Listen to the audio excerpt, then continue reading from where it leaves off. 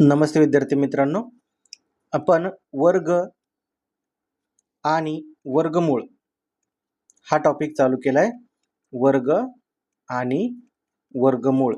आता यामध्ये आपण वर्गमध्ये काय काय पाहिलं, तर पहिला 2 अंकी संख्यांचा वर्ग, 2 अंकी संख्यांचा वर्ग आणि दुसरा पाहिला 3 अंकी संख्यांचा वर्ग.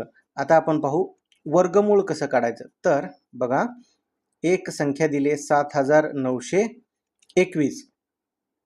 या संख्येचं वर्गमूळ काढायचं आहे. तर काय करायचं, शेवटच्या 2 अंकांचा एक ग्रुप आणि राहिलेल्या अंकांचा एक ग्रुप करायचा.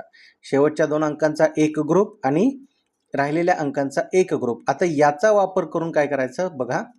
आता कोणत्या संख्यांचा वर्ग केल्यानंतर एक स्थान 1 येतं, 1चा वर्ग 1 आणि 9चा वर्ग 81. म्हणजे कोणत्या कोणत्या संख्यांचा 1 आणि 9. आता याचं काम संपलं.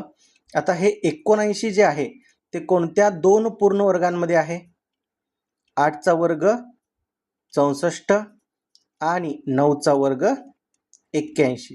हे जे 79 राहिलं ते कोणत्या 2 वर्गांमध्ये आहे, 64 आणि 81. हे 8 आहे असं लिहून घेतलं. आता 2 संख्या मिळाल्या, एक मिळाली 81, दुसरी मिळाली 89. आता या 2 संख्यांपैकी कोणती, तर हे 79 जे आहे ते कोणत्या संख्येला जवळ आहे, लहान पूर्ण वर्गाला की मोठ्या पूर्ण वर्गाला, तर मोठ्या पूर्ण वर्गाला, म्हणून मोठी संख्या. म्हणजे याचं वर्गमूळ किती मिळालं, 79. अजून एक एक्झाम्पल घेऊ आपण.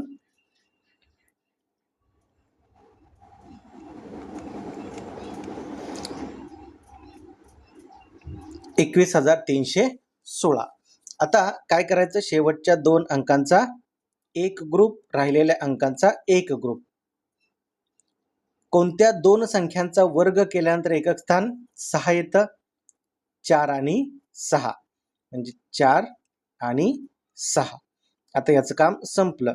हे 213 कोणत्या 2 पूर्ण वर्गांमध्ये येतं, 14चा वर्ग 196, 15चा वर्ग 225. आता यामध्ये हे 14 आहे असं लिहून घेतलं.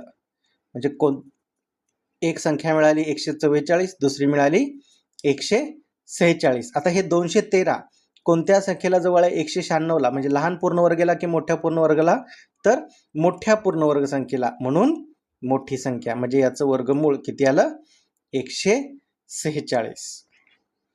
आता एक एक्झाम्पल